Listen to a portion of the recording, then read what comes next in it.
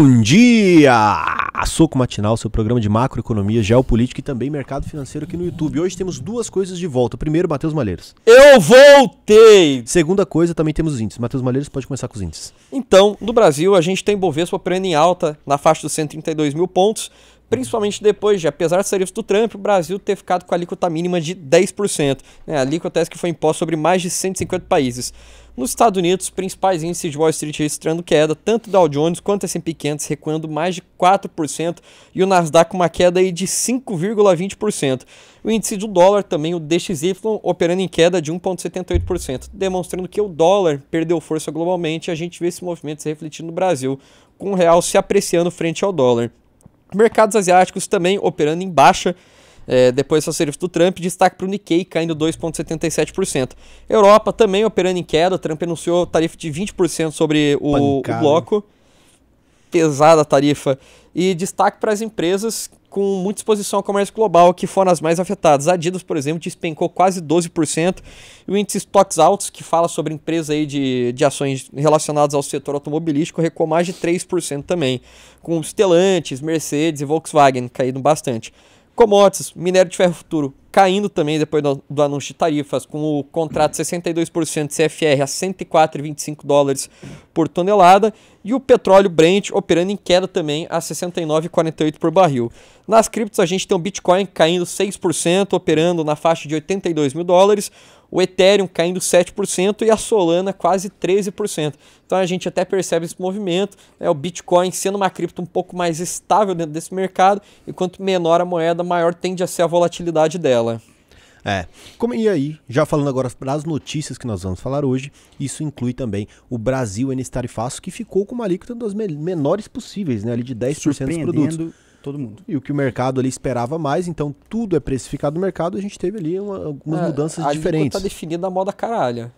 Não, existe aqui a matemática por trás dessa alíquota. Todo mundo sabe que foi o Elon Musk. Uma matemática duvidosa, diga-se de passagem. Vou até começar a notícia já falando São os reptilianos isso aí, mentira. Com certeza, cara, com certeza. Essa fórmula foi definida da seguinte forma, pelo Escritório de Representantes de Comércio dos Estados Unidos. Eles pegaram ali qual que seria o resultado da balança comercial desse determinado país com os Estados Unidos, e aí ele divide isso pelo total de exportações daquele determinado país. Depois que ele chega nessa proporção, ele divide esse resultado por 2 e chega na taxa descontada, que foi apelidada assim pelo Trump. E se a gente for pegar um valor, um exemplo numérico aqui para vocês, a gente tem a China, que teve um superávit com os Estados Unidos de 295 bilhões no ano passado, de acordo com o censo dos Estados Unidos, tá? Divide pelo total de exportações da China, que foi de 438 bilhões, e a gente chega numa proporção de 68%. Esse valor dividido por 2 chega nos 34%, que é a sobretarifa que foi imposta ali à China. E por que divide por 2? Aí É da cultura deles, cara. A gente tem que perguntar ali pro Escritório de Representantes do Comércio dos Estados Unidos. Ou pro Trump. Ou pro alguém. Eu sei Trump, que... responde aí nos comentários. Sempre a gente tá que esperando alguém... seu posicionamento. Já percebeu que sempre que alguém termina um número com 7 é mentira? É verdade. Geralmente. Então, falou ali, ficou em 37, é mentira. Certeza que foi inventado ali, não tem base científica nenhuma. Exatamente. 7, inclusive, é uma mentira, é um número de mentira. O número foi inventado. Exatamente. Só abre marcha para tantas interpretações. Tá. A gente tem aqui os países que foram mais prejudicados por esse tarifaço do Trump. A gente tem a União Europeia, que teve um impacto aí de 20%, como os meninos já trouxeram. A China, que ficou com 54%, que são os 34% aí desse cálculo maravilhoso que a gente apresentou para vocês, mais os 20% que ela já estava sendo taxada. A gente tem o Vietnã, 46% sendo taxado e que está impactando diretamente aí no preço dos calçados da Nike e da Adidas, que grande parte deles são produzidos no Vietnã. Inclusive as ações da Nike estão caindo neste exato momento que estamos gravando esse programa. E para você aí que é um grande fã de tênis, assim como eu, provavelmente vai ter complicações para comprar tênis nos próximos meses. Então compre agora. Trump está incentivando o consumo. Compra agora. A gente tem a Tailândia, também com taxa de 36%, ou seja, para quem quer comprar aí camiseta falsificada da Tailândia, compra agora. A gente tem o Japão com 24%, o Camboja com 49%. Grande Camboja. A África do Sul em 30% e Taiwan com 32%, né? Estranho, né? Ele tarifar Taiwan, uma taxa tão alta, e por que que depende tanto de Taiwan. Tanto semicondutor. O estranho é colocar 34 para a China e 32 para Taiwan. É o cálculo. Vocês têm que pegar o cálculo. Então, vai lá no censo dos Estados Unidos, faz o cálculo, que vocês vão chegar nesse número aí. Como cada país aí reagiu com essa notícia, né? A União Europeia e a China estão prometendo retaliações. Ainda não soltaram quais vão ser as retaliações, mas prometeram retaliações. Vão tributar o 38ão. A Austrália falou, abre aspas, este não é um ato de um amigo. A Austrália é bem polida aí no seu posicionamento. A Índia diz que vai buscar ainda um acordo comercial com os Estados Unidos. E o Brasil já se posicionou da seguinte forma: lamentamos a decisão tomada pelo governo norte-americano. Porém, avalia que todas as ações de ação, inclusive, que avalia todas as possíveis ações que pode tomar contra isso, inclusive recorrer à OMC. Mas o governo Lula já avaliou isso como positivo, né? Na verdade, praticamente o mercado todo. A gente pode até ver esse reflexo ter acontecido na Bolsa Brasileira durante todo o dia. Ela chegou a bater mais de 1% de alta, depois teve algumas correções ali no meio do caminho. Mas a espera era que o Brasil fosse taxado em 20%. Então a gente foi taxado metade do que era esperado. Esperava um soco menos e que o tomou resto um tapa. do mundo também. Exatamente. A gente esperava ali um soco e acabou tomando um tapa. Exato. Mas que também, já parou também. pra pensar que um tapa machuca a alma, enquanto é. o soco machuca o corpo? Exato. É um Imagina respeito. o seguinte, você tá esperando que alguém bata com um soco, e ele te dá um tapa, machucou tua alma. Tu fica assim, porra. Agora, se bater um soco, machucou só o corpo. É uma teoria... Não, mas é que é o seguinte também, imagina que você tá numa sala e todo mundo toma um tiro, enquanto só toma uma surra. Pô, você vai ficar feliz pra caralho. Mas o tiro é aonde? Você vai ficar com incapacidade de reproduzir depois desse tiro. Então tá bom. Mas só vantagem. O Lucas fez isso aí de graça. Ele fez a vasectomia de graça, pô. Não, mas isso aí corta tudo. Tudo? É tudo. Tudo? Tudo. Tudo até o... Até. E o... Até. E quando... Até. Então tá bom. Você faz uma cirurgia de troca de sexo gratuita. Tá bom, tudo bem então. Fica aí. Então, se todo mundo passar por isso, se você tomar uma surra, você vai ficar feliz? Não tem a ver com felicidade. Felicidade é um estado de espírito. Ou vamos trazer aqui para um mais tangível. Se todo mundo ficar mais pobre, você tá mais rico. A riqueza não necessariamente comparação, a riqueza tem a ver com outras coisas. Tá. No Próxima grupo dos notícia. 10%... Não, nem terminei tá. a notícia, Achei que cara. tinha acabado. Tá devagando e atrapalhando a notícia. No grupo dos 10%, assim como o Brasil, a gente tem o Reino Unido, a Singapura, a Austrália, Nova Zelândia, Turquia, Colômbia, Argentina, El Salvador, Emirados Árabes e a nossa querida Arábia Saudita, tá? Até como o Matheus já trouxe aqui nos índices, né? Algumas empresas foram mais impactadas que outras. Entre elas, as empresas que são voltadas para a parte dos veículos, né? Como a Volkswagen, né? Que teve já está já está impondo ali no preço as tarifas dos Estados Unidos. A Volvo e as Mercedes-Benz, elas estão avaliando ainda se vão expandir suas operações para os Estados Unidos a fim de evitar esses encargos. Essas fabricantes alemãs, então, elas estão sofrendo bastante com esses encargos, principalmente porque a Alemanha ela é uma das maiores exportadoras aí de veículos do mundo e isso tende a desorganizar essas cadeias de suprimento. Mas principalmente pelo seguinte, nos Estados Unidos ainda existe uma forte demanda pelas SUVs de maior margem de lucro e principalmente porque ainda não teve uma grande aderência lá no mercado norte-americano dos carros elétricos, tá? Isso traria como atratividade para o mercado norte-americano empresas como Mercedes, BMW e até a Porsche. Essas empresas, elas então caíram bastante depois dessas notícias, né? A Volkswagen e a Mercedes foi em torno de 3% essa queda e a BMW recuando acima de 4%. Mas aqui chega a parte mais interessante desse tarifaço do Trump, em que acabaram atingindo algumas ilhas curiosas aí. Ilhas essas que são conhecidas por suas colônias de pinguins e que nem tiveram comércio com os Estados Unidos. Então, assim, já não dá para entender muito bem qual foi esse critério ali adotado, né? Entre eles a gente tem o arquipélago norueguês Svalbard e as ilhas Heard e McDonald da Austrália. Essa é boa, hein? Gosto. Malheiros que já foi lá bastante. A gente tem a ilha Norfolk, também do território australiano, que está com a taxa de 29%, que é quase 3 vezes o que está sendo atribuído ali à Austrália continental. E é uma discrepância que deixou o primeiro-ministro ali australiano bem perplexo, porque essa ilha ela tem 2 mil habitantes e ela exportou em torno de 655 mil dólares para os Estados Unidos, um valor ínfimo perto dos outros países, e principalmente essas exportações foram feitas de calçados de couro, tá? Outra ilha também que foi sobretaxada foi a Ilha da Reunião, um território ali francês, que foi tarifado em 37%, bem acima também dos 20% da União Europeia. E as Ilhas Malvinas, aí, que os nossos irmãos conhecem muito bem, As foi Falklands. tarifada em 41%. E que também gerou uma certa surpresa ali, porque as exportações que foram destinadas para os Estados Unidos são basicamente de lã e lula, tá? E eles enxergam mais como um gesto simbólico, que de fato algum ataque a essas exportações e esse grupo econômico. Mas olha como o Bruno é clubista. Ele colocou aqui, no roteiro, abre aspas, já as Ilhas Malvinas, um território britânico. Se é britânico, por que não colocou Falklands? Isso é verdade. Tem um conflitozinho ali, ó. Tem um conflitozinho aí, Bruno. A gente Ó, pra vocês percebeu, hein? entenderem, pra quem é leigo, essas ilhas, houve um conflito ali entre o Império Teve Britânico uma guerra. e a Argentina. A Argentina foi lá, tomou a ilha, mudou pra Malvinas o nome e pensou assim, os britânicos não vão se queixar por isso, até que os britânicos mulherzinha mandaram longe. ali boa parte da Royal Navy e aí os argentinos voltaram aí correndo, né? Porque não é muito bom enfrentar os maiores marinhos do mundo.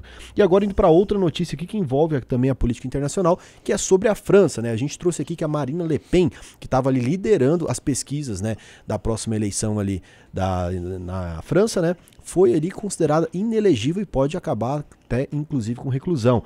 Só que aí, né, teve uma pesquisa agora da coluna Harris Interactive, né, que foi encomendada aí pela televisão francesa RTL, que mostra aí que todos os votos em porcentagem da Marine Le Pen caíram aí pro Jordan Bardella, que é aí o herdeiro dos votos, né? E o deputado então apareceu com os exatos 36% das pesquisas que eram da Marine Le Pen nas pesquisas anteriores. Ele que é ali, né, considerado um jovem promissor ali pro governo, assumindo ali à frente na reunião nacional, que é o partido, tem 29 anos, né, e conhecido também nas redes sociais, tem 2 milhões de seguidores no TikTok e tem ali o apelido de o genro ideal, o que eu acho um absurdo, até porque o genro ideal todo mundo sabe que é o Neymar, né? Exatamente. E ele também que jantou com a gente lá na França, um cara super tranquilo. A Gente gostou boa. bastante dele. Não dei muita moral E pra o ele, homem não. mais fiel do mundo, todo mundo sabe, estatisticamente. Eu tava falando do outro cara. Ah, não, eu tava pensando no Neymar mesmo. É porque a gente jantou com os dois, né? Ah, É. entendi, vocês são diferenciados. Mas aqui de novo, o Bruno mostrando aqui a sua real face falando. Segundo o Bruno, Alface. segundo o Bruno, ele é o genro ideal porque é jovem, bonito e Eita, bem-sucedido. que isso. Segundo Olha, o calma aí, Bruno. Bruno. Que Ele isso, tem 2 milhões no TikTok. É o Nicolas Ferreira da França, basicamente.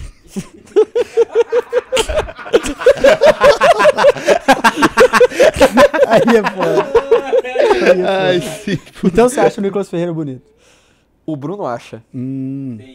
Essas Aham. palavras Ou saem é o da sua prefeito. boca. e Sabe não o que é do Bruno. engraçado? Nada disso estava no roteiro, o Nada. Maleiro acabou de inventar. Exatamente. Então tá bom. Ou é o prefeito de Sorocaba. Maleiro, você tá entre amigos, tá tudo bem. Não, o Não, prefeito de Sorocaba Prefeito de Sorocaba Cara, é pica, aquele hein? cara é bom nas redes sociais, cara. Você Pô, eu não acompanha. vi, cara. Cara, ele Tô viraliza a cada minuto. Ele é uma Não. máquina. Ele pode ser um ruim prefeito, mas ele é um bom influencer. Ele é um bom midiático. Ele é um bom midiático. E vai vir forte aí. Ele tem mais seguidores que o prefeito de São Paulo, né? Só que aí, você muda agora da cidade pra São Paulo, você concorre ali a algum cargo, seja no estado, você acompanha a carreira política desse cara aí. Esse cara aí pode vir forte. Então é isso. Esse é o Jordan Bardella, né? A gente vai trazer mais coisas sobre ele aí. E interessante, né? Pensar que é uma forte oposição aí para o governo Macron, hein, cara? Pois é, e detalhe que seria o presidente mais jovem da França, que caso ele seja eleito de fato em 27, ele vai assumir a maior potência militar da Europa, né, uma potência nuclear com apenas 29 anos de idade. A gente esquece, né? A França é uma potência nuclear. É uma potência nuclear. E agora, voltando agora para as terras mais importantes desse globo ao qual vivemos, chamado de terra, que é chamada Brasil, né, a gente vai falar aí que o Arthur Lira será o relator aí do projeto de isenção de imposto de renda até R$5.000. Isso foi ali, né, um projeto aí à frente, né, escolha anunciada pelo presidente da Câmara, que hoje é o deputado Hugo Mota ali, do Republicanos, né, e foi publicado isso no Twitter, no antigo X. Que é agora afiliado X e Twitter. político de quem? Ele mesmo. Do Lira. Grande Lira, Arthur que é Lira. afiliado político de quem? Do Nossa. nosso príncipe suíço, o Eduardo Cunha. E esse gesto aí foi visto como uma derrota pro governo Lula. Deixa bem claro que o Centrão continua sendo Centrão, o Centrão tá lá, permanece e é isso mesmo. O Centrão tá lá. Por quê? Esse projeto é, de fato, uma das medidas do Lula para tentar recuperar a popularidade para as eleições de 2026. E com isso, qual que era o cenário ideal para o PT? que algum parlamentar do partido fosse o relator do projeto, mas não conseguiram um acordo com o Centrão, então acabou sendo visto como uma derrota. No entanto, eles conseguiram com que o PT fosse o partido que vai presidir a comissão responsável pela avaliação do projeto. Comando que ficou com o Rubens Pereira Júnior, do Maranhão, que é vice-líder do governo na Câmara. E do lado aí da Faria Lima, o segundo, o Bruno, a escolha por Lira. Por que você não assume as coisas na matéria agora? Tá tudo segundo o Bruno, cara. Fui eu que escrevi o roteiro? Não, você tá muito medroso, cara. Na Faria Lima, foi visto como uma notícia positiva, porque o Lira ele tem um histórico um pouco menos duvidoso, vamos dizer dessa forma, de responsabilidade fiscal, e consegue ter um bom diálogo com o mercado financeiro. E esse texto ele pode ser, e muito provavelmente vai ser alterado pelos deputados. Com certeza. Então, segundo as informações aí dos bastidores, de fato vai acontecer essa isenção para quem ganha até 5 mil por mês, só que vão ter diferentes formas de compensação oferecidas pelo governo. E aí vê o que a gente vem falando há muito tempo sobre que é muito difícil você tributar rico e sempre que você fecha uma porta você tem que abrir outra. Ou que às vezes não é nem passar. Referente ao quê? Aquele imposto para quem fosse ganhar mais de 50 mil por mês, de 10%. Então isso é algo que pode vir a ser discutido, né? Encontrar outra forma de você recuperar essa renúncia fiscal que o governo vai ter oferecendo essa isenção para quem ganha até 5 mil reais por mês. Então, qual que é o próximo trâmite agora? Esse texto vai começar a andar ali na Câmara dos Deputados, deve ser analisado pelas comissões antes de ir para o plenário da Casa. Passou no plenário, vai para o Senado e para estar em vigor já no imposto de renda de 2026, o projeto ele tem que ser aprovado e sancionado ainda nesse ano. Então, tendo em vista a burocracia que a gente tem aqui, que já está em abril, vão ter que acelerar. Aí é articulação política do governo. Boa sorte para conseguir aprovar isso aí. E não está conseguindo aprovar nada, vai aprovar isso aí? Pois é. E além dessa isenção integral, o governo também está tentando aprovar descontos para quem tem uma renda entre 5 a 7 mil, que podem chegar até 75%. Uma escadinha. Exatamente. Maravilha. E agora outra notícia, a gente vai falar sobre a AEGEA. É uma grande empresa aí de saneamento básico, a maior empresa de saneamento básico. Notícia deixou todo mundo feliz. Depois da Sanepar, melhor empresa. Que vai abrir aí um IPO aí dentro da Bolsa de Valores, está se organizando para isso. Para vocês terem ideia, o tamanho da EGEA, né, que é essa grande empresa de saneamento básico, ela está presente em mais de 766 municípios brasileiros. Para entender, a gente tem 5.586 de acordo com o IBGE. 776 é uma grande porcentagem de municípios estando presente em mais de 15 estados, ou seja, uma empresa pulverizada, uma empresa grande, uma empresa aí que a gente não tem grandes acessos aos números ainda, mas que com certeza aí, se vier com IPO, pode ser uma boa saída aí para grandes investidores. É uma recomendação de compra? Não, inclusive nem tá vendendo. Nem tem como comprar. Não dá nem para recomendar. Mas deixar bem claro, não é recomendação de compra, e quando sair, não tome decisões com base em vídeo no YouTube. Exatamente. Ainda mais vídeo de meses antes. E ainda mais quando for um IPO. Exatamente. IPO é ainda mais complexo para você entrar, tá? Mas a EGEA, que é uma empresa que eu gosto bastante, ela tem espera-se assim que esse IPO possa acontecer no último trimestre do ano e que ele possa movimentar algo em torno de 8 a 10 bilhões, para vocês verem um volume significativo aí para a empresa, que ela vai fazer esse IPO justamente para reforçar seu capital. Por quê? Principalmente porque ela assumiu alguns contratos aí de concessão, né, que foram vencidos nos últimos anos. Entre eles, a gente pode destacar aqui Pernambuco e o estado do Pará. E para isso, justamente porque a empresa vai precisar de capitalização para cumprir com esses investimentos que são extremamente elevados, né, não só pode ser feito via IPO, agora você pode ter visto alguma outra emissão de debêntures da própria EGEA, né, que algumas debêntures podem ser emitidas de forma incentivada, justamente para captar esse recurso no mercado e conseguir cumprir ali com as suas obrigações contratuais, mas o outro ponto vai ser através do IPO. Segundo o BNDES, os investimentos que são necessários aqui no Brasil nos próximos 2 anos estão na casa de 90 bilhões, tá? E hoje a estrutura de capital da EGEA ela é dividida em 53% fica com a Equipave e 34% fica com o Fundo Soberano de Singapura. Olha ele aí. Pra você ver. E 13% tá com a Itaúsa. Então, ou seja, quando você compra a holding do Itaú, você também pega uma pequena fraçãozinha ali da EGEA. E caso esse IPO venha acontecer, você pode sim estar adquirindo aí uma fraçãozinha ali da EGEA diretamente, não só pela holding do Itaú, que hoje é o único modelo que você consegue através da Bolsa Brasileira de estar acessando essa empresa. Um abraço pro Setúbal. Um abraço pra você, Tuba. Uma coisa interessante aí, vou voltar a um quadro que a gente tinha aqui, que é explicar para uma criança. Porque a gente está falando IPO, IPO. O que é um IPO no final das contas? O que está acontecendo com essa empresa? A Egea não está precisando de dinheiro porque ela está indo ruim. O que é um IPO? Um IPO é a Egea, ela poderia ali pegar dinheiro no mercado através de uma debênture, por exemplo, né? Mas ela preferiu abrir parte do capital social dela, ou seja, ela tem os donos dela, ela quer pegar uma fatia, tipo, sei lá, 10%, 5%, uma porcentagem, abrir e falar, alguém quer ser meu sócio aqui? Me dá tanto de dinheiro. E aí ela pega um bom dinheiro, um volume grande de dinheiro no mercado, isso se chama-se IPO. Ela faz uma oferta pública de ações. Dessa forma, ela tem mais dinheiro. Para que ela quer mais dinheiro? Para assim ela continuar a expansão dela. Ou para distribuir para o sócio. Ou distribuir para o sócio também, fazer um cash out, ou o sócio ficar mais rico ainda. Mas olha que interessante, nesse caso, é uma empresa que está dando super certo e é uma empresa que todo mundo queria ser sócio porque tem dividendos e tudo mais, assim, e agora, todo mundo, assim, modo de dizer, né, tô explicando para criança dessa forma, e agora essa empresa decidiu falar, pessoal, vou abrir na Bolsa de Valores para vocês comprarem parte da minha empresa agora, e para isso eu vou ganhar dinheiro do mercado, e com esse dinheiro eu vou expandir mais ainda, então a empresa se torna maior ainda, e fica com a parte no mercado, pagando dividendos, crescendo o capital e tudo mais. Então isso é um IPO. Com isso a gente consegue deixar bem claro para quem não entende, é uma empresa captando dinheiro, pegando dinheiro para crescer. E o dinheiro vai ser dos nossos investidores, dos investidores que estão investindo, se a empresa for boa, é claro, se isso for tiver dentro da estratégia e tudo mais. E um ponto interessante disso é que as concessões, principalmente para a prestação de serviço de saneamento, elas são finitas.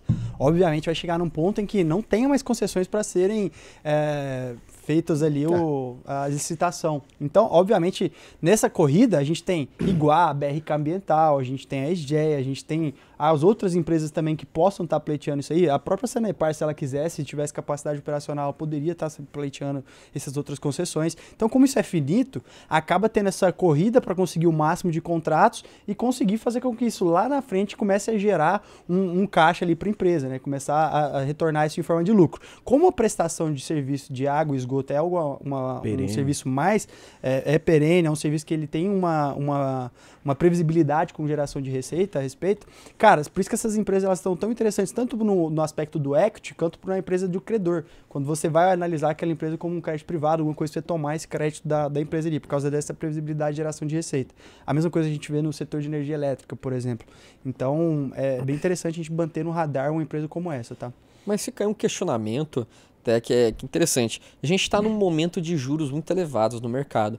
E normalmente você não vê um IPO acontecendo nesse momento. Porque a sua ideia com o IPO é você vender uma empresa por mais que ela vale. Pô, você como sócio, você ia vender uma empresa com desconto no IPO para aceitar alguém entrando no seu negócio e desfazendo parte do seu capital social? Não. Se vale 10 mil, você vai querer vender por 15, 20. É por isso que um sócio majoritário faz um IPO de uma empresa.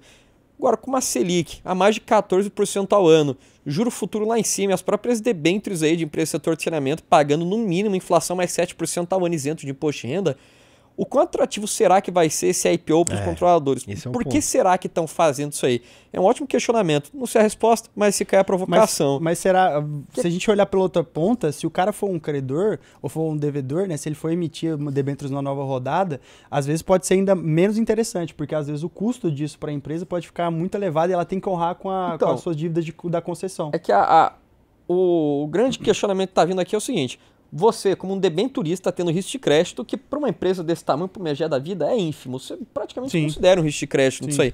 Você consegue inflação mais 7% ao ano, já isento de imposto de renda. Então, para você se tornar sócio da empresa, ter volatilidade no seu patrimônio, né, ter o risco de equity que a gente chama, quanto que você vai exigir de retorno?